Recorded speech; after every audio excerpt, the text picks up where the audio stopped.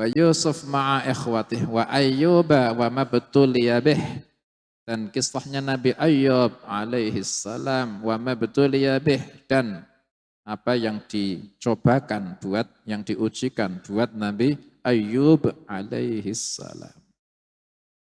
Saya itu cari kisahnya Nabi Ayyub, ada kisah-kisahnya, banyak kalau kisah. Tapi nggak sekedar kisah. Soalnya ya alhamdulillah tak syukuri, ya guru-guru saya ini ketika mengajarkan kisah para nabi, ini melarang kita untuk membaca sirah atau kisah para nabi, hanya kisahnya tok, tapi harus didahului dengan mempelajari hak-haknya mereka. Kalau enggak, nanti kita terjebak di menyamakan minimal atau bahkan meremehkan hak-haknya para nabi. Saya kepingin baca sirah Nabi Sallallahu Alaihi Wasallam, ya harus. Saya kepingin membaca kisah-kisah para nabi, harus. Tapi jangan terburu-buru baca sebelum kita memahami hak-haknya para rasul berupa ta'zim. Nah, mereka ini manusia biasa, iya, tapi tidak seperti manusia biasa. Kalau enggak, terjebak. Apa terjebaknya? Meremehkan hak-haknya mereka. Karena di dalam sirah atau kisah para nabi, itu kita akan mendapatkan keterangan yang kita harus pahami, tidak seperti dhahire. Kalau kita tidak mengetahui hak-haknya para nabi, para rasul, mereka akan meremehkan sambil mengatakan, ini riwayatnya. Padahal lafadznya gitu, tapi pemahamanmu yang keliru. Kok enggak ihtiram sama Nabi, ya kan? Karena akan terjadi peristiwa yang kayak gitu, nah, sambil menertawakan bahkan, ya kan, rembes-rembes, no. Itu ya kayak gitu. Nah, makanya alhamdulillah kita punya guru-guru itu mendidik kita kayak gitu. Itu khususnya kisahnya Nabi Ayyub alaihi salam, ya. Kalau kita membaca kisahnya, yaitu ada di dalam Qasasul Anbiya, ada di dalam tafsir-tafsir Qurtubi, Ibnu Katsir, Masya Allah dah banyak. Tapi harus kita lebih dulu mengetahui hak-haknya mereka, yaitu berupa ta'zim. Soalnya khusus kisahnya Nabi Ayyub alaihissalam, ini di dalam keterangan yang ada, riwayat-riwayat, ini beliau punya ujian ini sampai dibuang sama kaumnya. Saya pahami. Pemahaman yang kayak gitu seperti apa? Kan kita langsung mikir seperti orang yang dibuang. Ini nabi apa enggak kan gitu. Enggak seperti yang difahami seperti itu zahirnya. Makanya sebelum mengkaji, itu harus mengetahui hak-haknya. Tapi alhamdulillah saya nemu keterangan di tafsir Sawi. Ya. Ini mengimbangi antara kisah yang ada dengan i'tiqad kita ahlus sunnah wal jamaah, dengan memberikan haknya para nabi, wabil khusus Nabi Ayyub di dalam ujiannya itu. Akhirnya pas. Kalau enggak, di dalam riwayat itu sampai digrogoti cacing-cacing. Gak risih. Ujiannya itu badannya digrogoti cacing. Mosok Nabi kok ngeriseni, loh gak adab. Tapi keterangannya ya gitu. Makanya kita harus ta'zim dulu. Kita harus mengetahui hak-haknya para nabi, para rasul. Dan itu tidak seperti yang kita pahami. Nah, makanya nanti keterangannya kita ambil dari tafsir As-Sawi. Alhamdulillah itu lengkap insya Allah. Nabi Ayyub alaihi salam ini diceritake sama Allah Ta'ala di dalam Quran. Dalam surah Al-Anbiya. Kata Allah Ta'ala menceritakan. Qala Ta'ala ba'da a'udhu billahi minasy syaithanir rajim.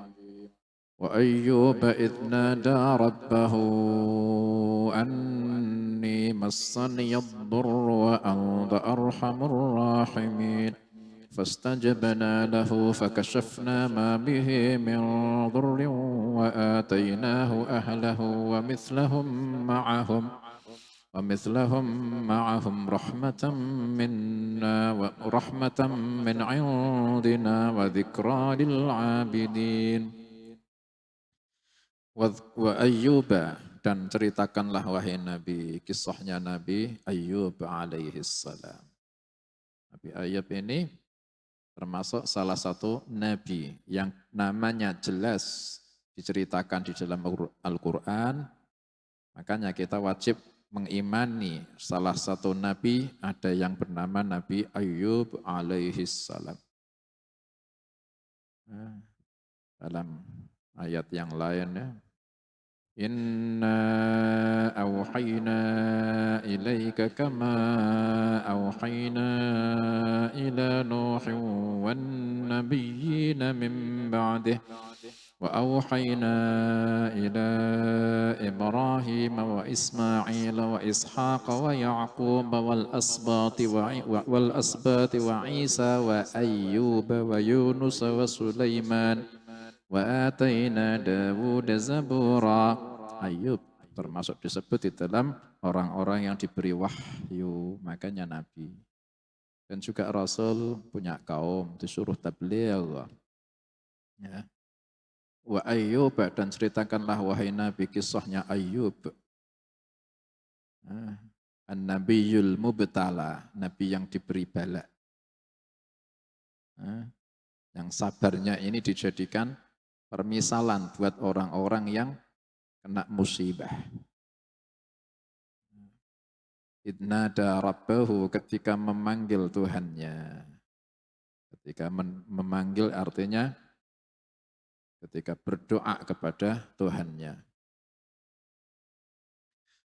Ini diceritakan Nabi Ayyub alaihi salam itu. Ini namanya Ayyub. Beliau ini di dalam tafsir atau kisah-kisah para nabi dikatakan anna Ayyub kana rajulan minar Rum. Nabi Ayyub alaihi salam ini seorang lelaki dari bangsa Romawi, bangsa Rum. Saya enggak mengatakan Romawi. Entah, saya enggak tahu.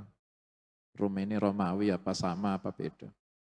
Cuma di dalam nama bangsa itu ada Rum. Kalau kita mengatakan Romawi, Romawi itu setelah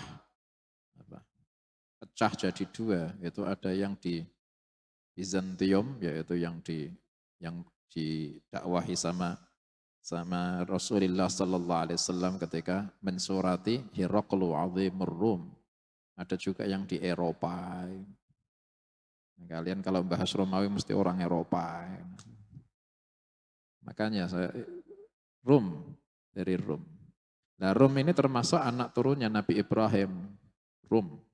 Ini termasuk bangsa yang jadi anak turunnya Nabi Ibrahim. Wahwa ibnu Amus bin Razakh bin Rum bin Ais bin Ishaq bin Ibrahim.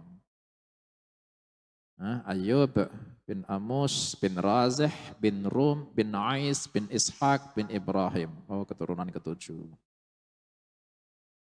Dan orang kuno ini ya memang mungkin keturunan ketujuh tapi mereka ini punya keturunan ini kadang sepuh baru punya anak. Seperti contohnya Nabi Ibrahim alaihissalam.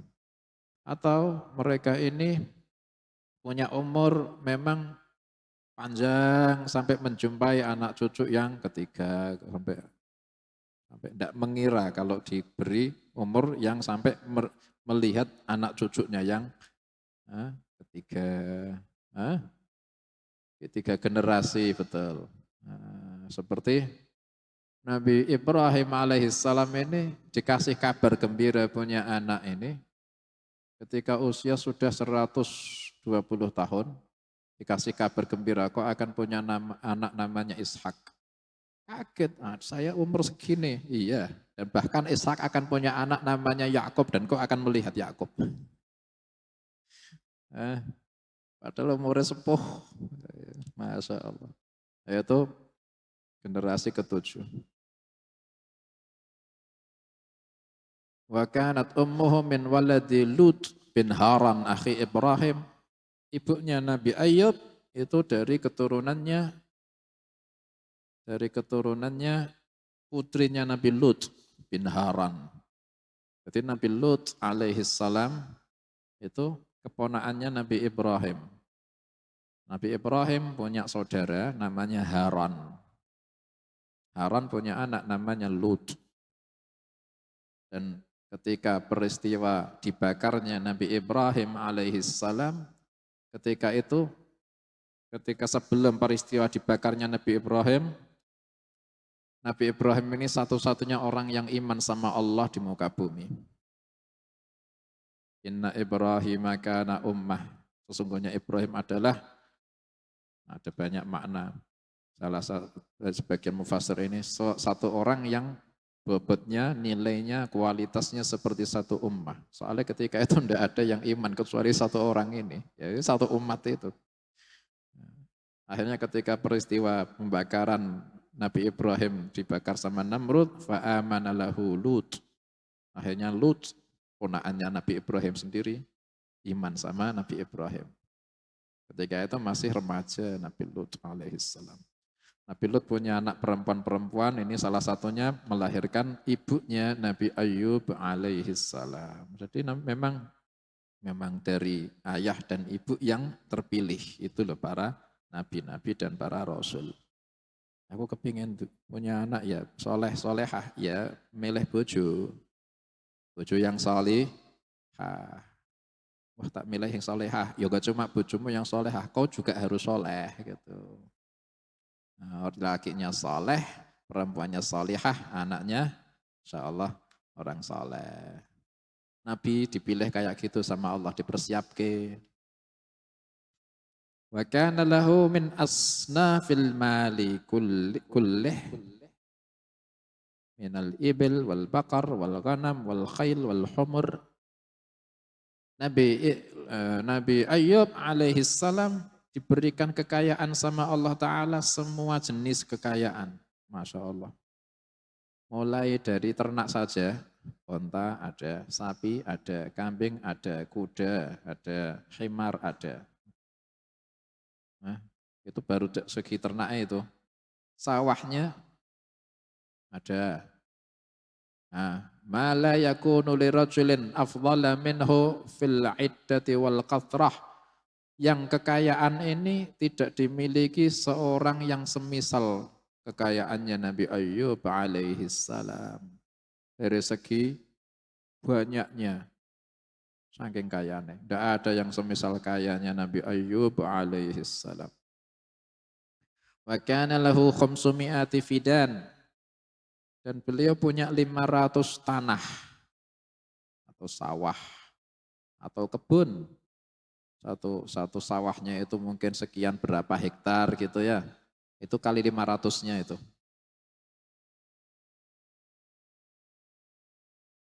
Yajma'uha khamsumi'ati abdin. Yang dirawat setiap sawah itu dirawat sama 500 budak.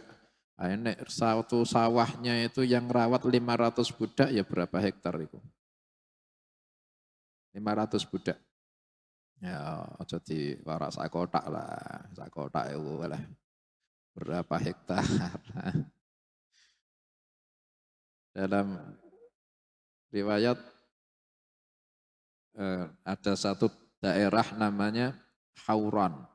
Hauran itu mulai Syria dekat Damaskus sampai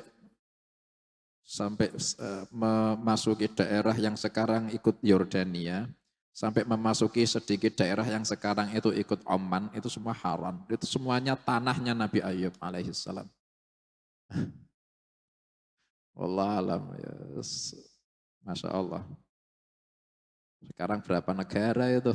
Itu semua tanahnya Nabi Ayub dulu. Saking kayane. Setiap sawahnya itu, setiap kebunnya itu dirawat 500 budak. Likulli abdin imra'atun wa walad wa mal. Bahkan setiap budaknya ini kayak orang merdeka, punya istri sendiri, punya anak, punya harta sendiri. Kayak orang merdeka, padahal budak. Wa kana lahu ahlun wa walad min rijal wa nisa. Nabi Ayyub alaihi salam punya keluarga, anak-anak, baik anak laki maupun wanita. Keluarga besar. Wa kana nabiyyan taqiyyan syakiran li an'ami rabbih. Tapi beliau seorang yang diangkat jadi nabi, takwa, syukur ke nikmatnya Allah. Masya Allah.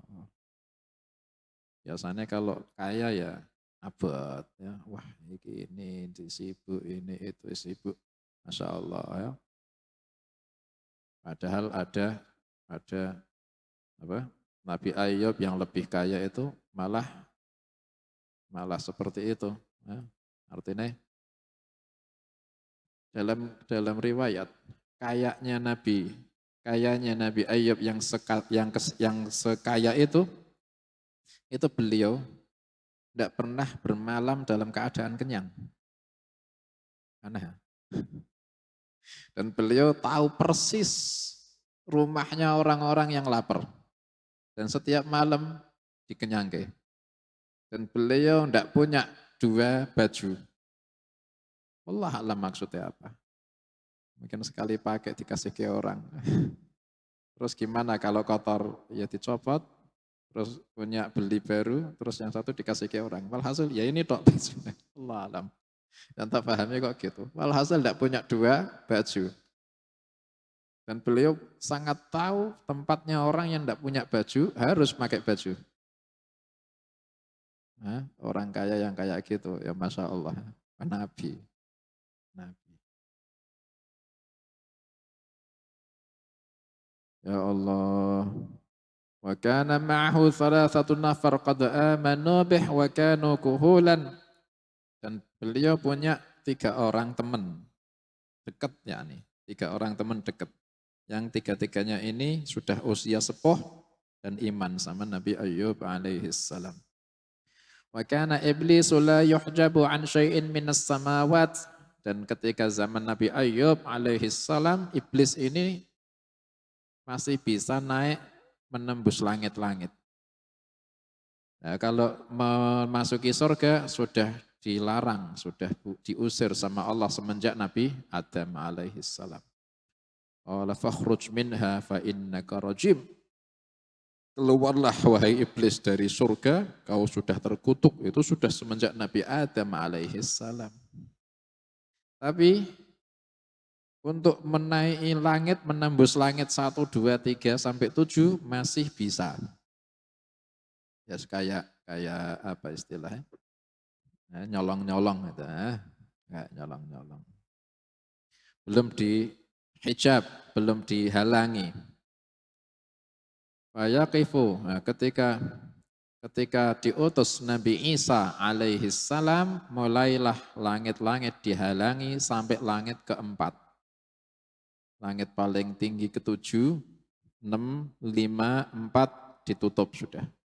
Nah, itu semenjak diutus Nabi Isa alaihi salam, akhirnya iblis tidak bisa menembus langit yang keempat ke atas, tidak bisa. Tapi untuk nembus langit 1, 2, 3 masih bisa. Baru semenjak diutus Rasulullah sallallahu alaihi wasallam ditutup semua pintu langit mulai 1. Apalagi 2. Akhirnya iblis tidak bisa lagi menaiki, menembus langit sama sekali. Itu semenjak diutus Rasulullah sallallahu alaihi wasallam. Nah, Nabi Ayyub alaihi salam ini sebelum Nabi Isa, makanya belum hijabi itu langit. Iblis masih bisa menembus, mencuri dengar kabar di langit. Fayaqifu fihinna min haitsu ma arat, masih bisa iblis itu berdiri di langit-langit ke manapun iblis mau. Fasami'a salatal malaikati ala Ayyub. Dan ketika di atas langit itulah iblis mendengar jawab-jawabannya malaikah ketika sholawat untuk Nabi Ayyub alaihi salam. Jadi memang semua nabi-nabi ini ya disolawati. Allah Ta'ala merahmati para malaikat ini juga membacakan salawat. Ini semua nabi-nabi. Kita juga diperintah membaca salawat buat para nabi-nabi. Sama.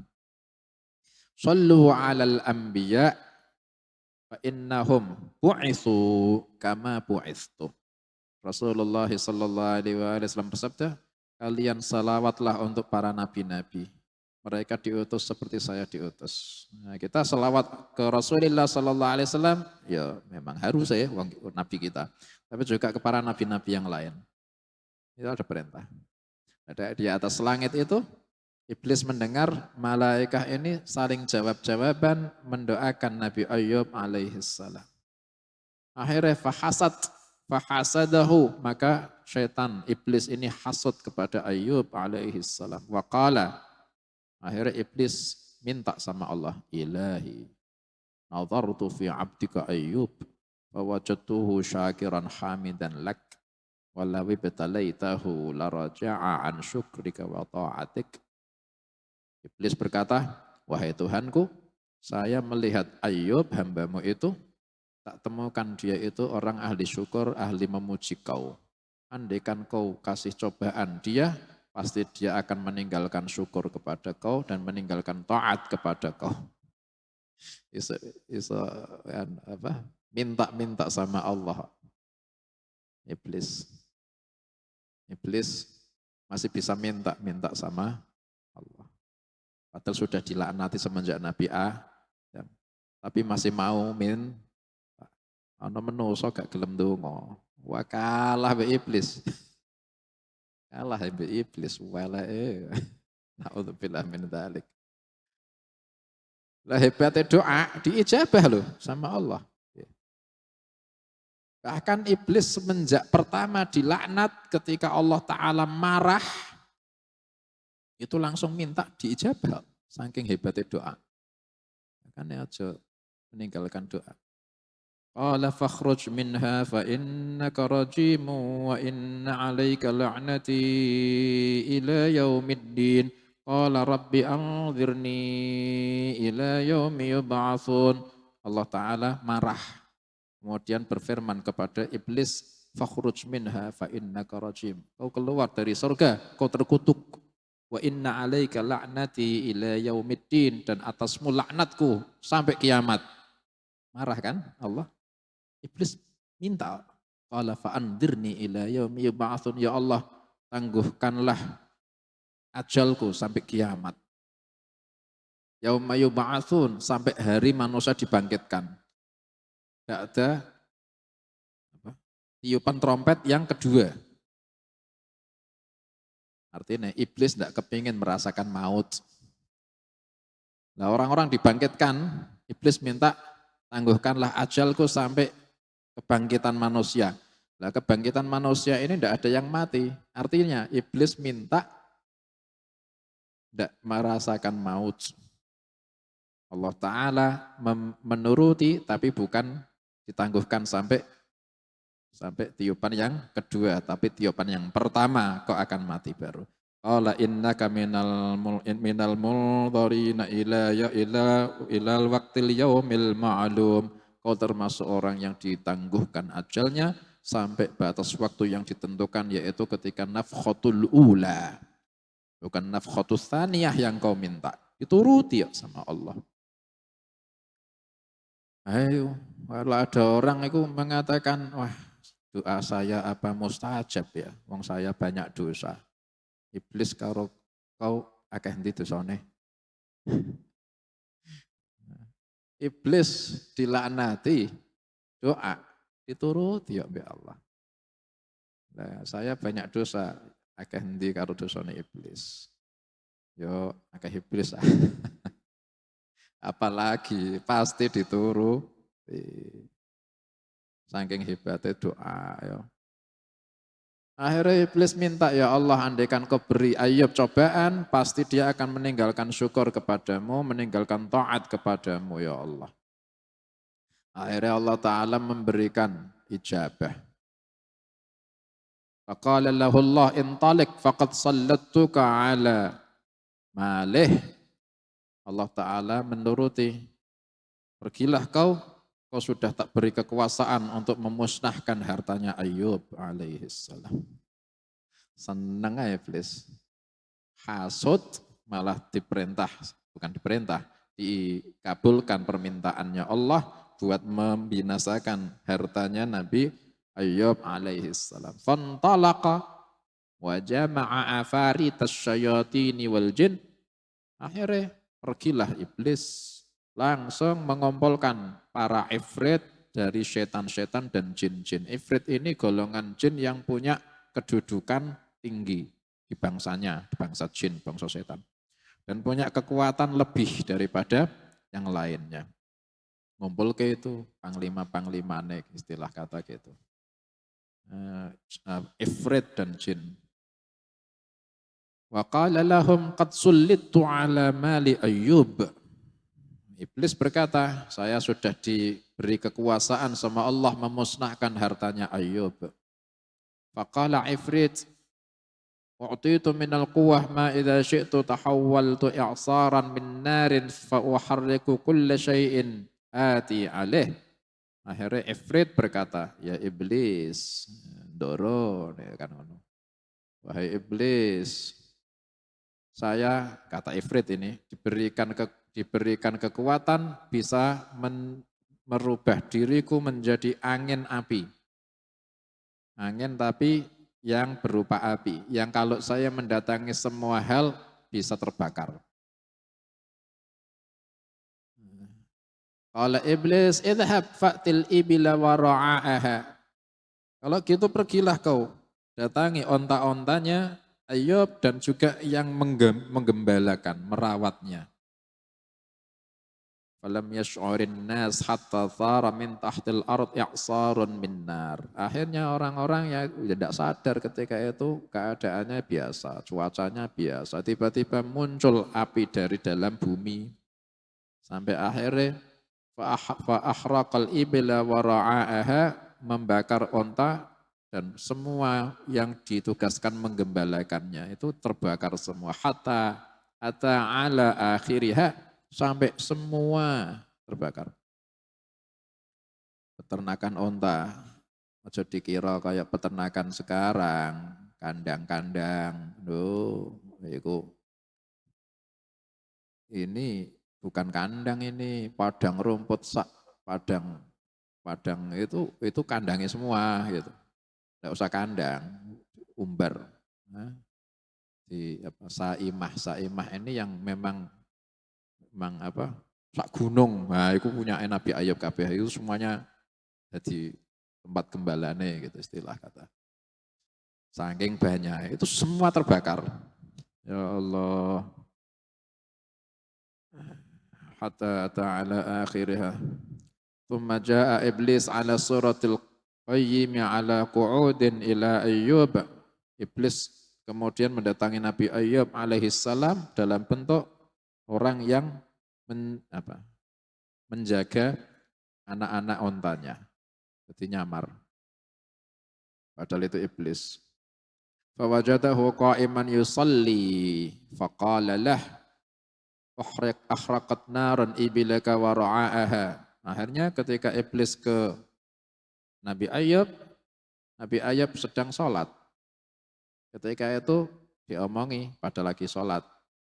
Wahai Ayub, api sudah membakar semua ontamu dan yang menggembalakan ikut terbakar, mati semua. Faqala Ayub, alhamdulillahi huwa a'taniha wa huwa akhadaha. Jawab sama Nabi Ayub, segala puji punyanya Allah. Allah yang memberiku dan Allah yang mengambilnya. Malah alhamdulillah. Kecelek setannya. Thumma sallatu ifritan 'alal ghanami wa ra'aha. Akhirnya memerintahkan lagi iblis itu ke ifrit yang lain untuk merusak kambing dan penggembalanya. Kambing semua dimatikan. Fasaha alaihim. Akhirnya ada ifrit yang punya kekuatan kalau teriak semua yang dengar bisa mati. Fasaha alaihim famatu jami'an. Akhirnya ifrit ini berteriak ke arah atau atasnya atau arahe kambing-kambing mati semua. Sama orang yang menggembalakan ikut mati. Wa 'alal harthi fatahawwala rihan 'asifan fa'ataraha. Ada juga iblis memerintahkan ifrit yang lainnya yang punya kekuatan ini bisa menghembuskan angin kencang. Yang kalau anginnya ini menabrak semua hal pasti akan terbang saking kuatnya angin. Akhirnya menghembuskan angin kencang ke sawah-sawah ya, kebun-kebunin Nabi Ayub. Sampai akhirnya fa'ataraha menghambur-hamburkan sampai menerbangkan, rusak semua. Setiap kambingnya rusak, iblis datang ke Nabi Ayub alaihi salam. Setiap dikasih kabar, Nabi Ayub bilang sama. Alhamdulillahilladzi a'tani, huwa a'taniha wa huwa akhadha. Bilangnya jawabnya sama. Alhamdulillah, Allah yang ngasih. Ya Allah yang mengambil lagi. Orang sawahnya dirusak, terus dikabari lagi sama iblis. Hamdalah lagi. Hamdalah terus. Fahamidallaha wa asna alaih falamma ra'a annahu qad afna malahu wa lam yanjah minhu bi syai' sa'ida ila sama. Ketika iblis lihat Ayub alaihi salam, harta bendanya ini semuanya ludes semua. Ini yang ada malah memuji Allah. Maka iblis kemudian naik lagi ke atas langit. Wa qala ya Rabbi sallitni ala auladih. Wahai Tuhanku, mohon beri saya kekuasaan membunuh semua anak-anaknya Nabi Ayub. Anak ini bukan harta meneh. Harta sudah ludes sudah. Faqala lahu intalik faqad sallattuka ala auladih. Allah Ta'ala berfirman ke iblis, pergilah kau sudah tak beri kekuasaan untuk merusak, membunuh anak-anaknya Ayub. Fadhahaba ilaihim wa zalzala bihimul qasra wa qallabahu alaihim famatu jami'a. Akhirnya iblis pergi menuju tempat anak-anaknya, keluarganya Nabi Ayub alaihissalam. Wah ya gedong, kekayaannya kayak gitu. Rumahnya Masya Allah. Itu digonjang-ganjingkan rumahnya. Sampai rubuh, bata-batanya, tembok atap-atapnya rubuh, kena anak-anaknya semua Nabi Ayub alaihi salam. Dalam riwayat sampai anaknya ini berantakan jasadnya. Nah, kalian yang ngerti kabar Palestina, itu sampai dibom, sampai koyak-koyak, ya Allah. Nah, itu anaknya orang banyak. Itu Nabi Ayub itu kalau dibuat ya tibar, semua itu anak orang satu Nabi Ayub, kayak apa rasanya. Setelah rubuh dibalik sampai ada yang otaknya ini sampai keluar. Dalam riwayat gitu memang. Darah keluar, ya mesti ini yang kayak gitu. Ini enggak darah, otaknya sampai keluar. Jadi apa istilahnya? Nah, sangat pemandangan yang apa, mengenaskan. Semua anaknya mati. Ya Allah. Akhirnya setelah mati, thumma jaa fi suratil muallimil ladzi yu'allimuhumul hikmah wa huwa jarihun mashdukh ar-ra'si yasilu damuhu. Iblis akhirnya mendatangi Nabi Ayub memberikan kabar. Ketika itu iblis menyamar dalam bentuk guru anak-anaknya yang diajari hikmah. Jadi anak-anaknya Nabi Ayub alaihissalam ini ketika Nabi Ayub ini menitipkan, bukan menitip, mengajari ya. Ini diundang ahli hikmah, disuruh mengajari ilmu hikmah ke anak-anaknya. Ini iblis nyamar orang itu, yang ahli hikmah yang ngajar anak-anaknya. Nyamar dalam bentuk orang yang mengajari anak-anaknya hikmah, kemudian bentuknya ini juga luka-luka, masdukhur ra'si, sobek kepalanya, sampai mengalir darahnya. Nyamarnya sampai gitu, etok-etoknya ikut jadi korban. Nah, gitu. Fa akhbarahu bimauti auladih, akhirnya menghabarkan kepada Nabi Ayub, anaknya semuanya mati. Wa fassala lahu dzalik hatta raqqa qalbuhu wa baka. Tidak cuma menceritakan, tapi memerinci keadaan jasadnya anak-anaknya. Anakmu yang fulan itu, tahu? Itu kena sampai diperinci, diceritake sampai jasadnya seperti berkoyak-koyak itu diceritake semua. Sampai Nabi Ayub alaihi salam, anaknya ya, kalau harta itu kan ya isi alhamdulillah kuat.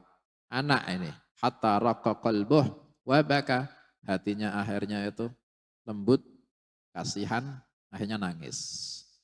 Ketika nangis, wa qabadha qabdatan minat turabi fawadha'aha ala ra'sih. Akhirnya Nabi Ayub mengambil segenggam tanah, menaburkan di atas tanah. Wa qala ya laita ummi lam talidni, sambil berkata, aduhai andaikan ibuku tidak melahirkanku. Pahamnya apa kalian? Nabi Ayub apa istilah kata? Tidak ridho sama, bukan tidak ridho, apa namanya? Sambat ya. Sambat. Tapi kata tadi sudah tak dulu ya apa? Kalau mengkaji sirah, riwayat-riwayat yang ada, pelajari dulu hak-haknya para nabi, para rasul. Maksum, tidak seperti yang kita paham. Meskipun riwayatnya gitu. Masuk Nabi kok sambat-sambat, aduh hai andukan, aduh Nabi kok kayak gitu. Nah, makanya ta'zimnya harus dipasang terus. Nabi itu maksum dari yang seperti kita fahami. Tapi itulah riwayat, ya seperti itu. Tapi jangan disamakan dengan selainnya Nabi. Nah ketika mengatakan kalimat yang semacam itu, Iblis ini senang, fafariha iblisu, iblis senang. Wah, ini mulai sambat ini. Wasa'ida ilas sama sari'an liyandur ma yuf'alu bih. Akhirnya langsung melesat itu iblis naik ke atas langit, kepingin lihat Allah, kepingin menghukum apa ke Ayub. Ini sudah sambat ini. Oh, Nabi kok sambat.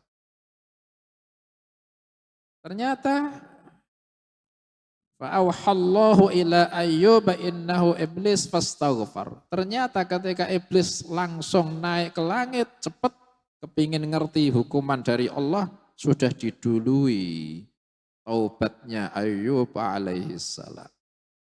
Sudah didului penerimaannya Allah atas taubat Nabi Ayyub alaihi salam. Ternyata sebelum iblis sampai, Nabi Ayub ini langsung kembali, ya Allah tadi saya mengatakan yang tidak pantas. Saya taubat ya Allah. Tadi karena saya terpengaruh ingat anakku, akhirnya mengatakan yang kayak tadi. Sekarang ampunilah aku ya Allah. Taubat. Allah langsung nerima taubatnya, dan itu lebih cepat ketimbang iblis ketika naik, yang sangat cepat naik ke langit, kepingin melihat hukuman, malah yang dilihat penerimaan taubat Allah buat Nabi Ayub alaihi salam. Makanya ketika ada orang ketaubat, itu Allah Ta'ala saking senengnya sampai cepatnya melebihi cepetnya hukumannya Allah. Ketika didului sama istighfar sama taubat. Ya Allah. Fa'awhallahu ila ayyuba innahu iblis fastaghfar. Allah juga memberitahu ke Nabi Ayub bahwa orang itu iblis, itu nyamar itu. Fawaqafa iblisu khasi'an dhalila. Akhirnya iblis berdiri dalam keadaan kecewa, terhina. Oh, malah masih sabar. Faqala ya Rabbi sallitni ala jasadih. Wahai Tuhanku, mohon kuasakan saya untuk merusak jasadnya Ayub. Itu karena dia masih sehat ya Allah. Coba kalau kau buat dia itu jasadnya sakit-sakitan, pasti dia akan meninggalkan tahmid, memuji kau, meninggalkan taat ya Allah. Mohon beri kekuasaan untuk merusak jasadnya Ayyub. Faqala lah intalik faqad sallattuka ala jasadih. Allah Ta'ala berfirman, pergilah kau wahai iblis, kau sudah tak beri kekuasaan untuk merusak jasadnya Ayyub. Ghaira qalbih wa lisanih wa aqlih. Tapi selain tiga, yaitu selain hatinya, lisannya, dan akalnya. Selain itu, kau tak kasih kekuasaan merusak. Ketika hati itu dibuat tempatnya zikrullah. Nah, lisan alatnya zikrullah. Akal ini jadi kendalinya. Jasad dari hawa nafsu. Selain itu bisa dirusak. Diizinkan sama Allah, dikasih kekuasaan untuk merusak. Fanqadda aduwullahi sari'an, langsung cepat pergi itu. Iblis kepingin merusak jasadnya Nabi Ayyub, fa'atahu fawajadahu sajida. Akhirnya iblis mendatangi Nabi Ayyub dan menemukan Nabi Ayyub ketika itu sedang sujud. Fanafakha fi min kharaihi nafkhatan ishta'ala minha jasaduh. Maka iblis meniup di kedua hidungnya Nabi Ayyub, di arah lubang hidungnya Nabi Ayyub. Nafkhatan, sekali tiupan, ishta'ala minha jasaduh, yang bisa menyebabkan terbakar semua jasadnya Nabi Ayyub alaihi salam. Yakni terbakar panas, bukan terbakar kayak api, bukan. Yakni panas, rasanya panas. Fakharaja minha tha'alilu mithla ilyatil ghanam. Akhirnya keluar dari tubuhnya Nabi Ayyub alaihi salam bintik-bintik seperti bintik-bintik yang ada di kambing. Yang segini. Wakilah awalnya orang yang kena penyakit cacar itu Nabi Ayyub alaihi salam. Artinya penyakit yang muncul di kulit tapi dari dalam. Akhirnya keluar bintik-bintik wa waqa'at fihi hikkah, dan ada rasa gatal di tubuhnya Nabi Ayyub alaihi salam. Fahakka bi adfarihi hatta saqatat kulluha. Maka Nabi Ayyub menggaruk-garuk dengan kukunya beliau sampai saqatat kulluha, sampai semua kukunya Nabi Ayyub ini yang habis. Atau yang habis ini, yang digaruk ini juga mungkin. Kalau maknanya ini saqatat kulluha, hikkah, ya, hikkah mu'annath, adfar mu'annath, hatta saqatat kulluha, sampai yang digaruk ini berjatuhan. Berarti apa yang bisa kalian pahami? Borok sampai beritili. Kan gitu. Dari zahirnya kan gini. Iya, tapi ingat apa? Haknya para nabi, para rasul. Wa jaizun fi haqqihim min aradhi bi ghairi naqsin ka khafifil. Itu dijaga. Boleh. Atau menjadi sifat jaiz buat para nabi, para rasul. Mereka mempunyai sifat-sifat yang seperti manusia lain. Tapi seperti sifatnya manusia yang tidak ada unsur aib atau celah. Seperti contoh kakhafifil marad, seperti sakit yang ringan. Kalau kalian baca riwayat sampai meritili, sampai cacing-cacing memakan. Bahkan kaum ini sampai membuang di tempat sampah. Itu riwayatnya. Terus gimana? Jangan tak baca. Ya baca. Nah terus sebelum baca itu, baca hukukul anbiya. Baca dulu haknya para nabi. Setelah paham, silahkan dah baca. Riwayatnya gini, iya, tapi pahamnya tak pasang gini. Gitu. Jadi guru kita itu ketika mengatakan, menceritakan kisah Nabi Ayub ini, jangan terpengaruh sama lafadznya, riwayat yang dibuang orang-orang jijik. Ya zahirnya gitu, iya.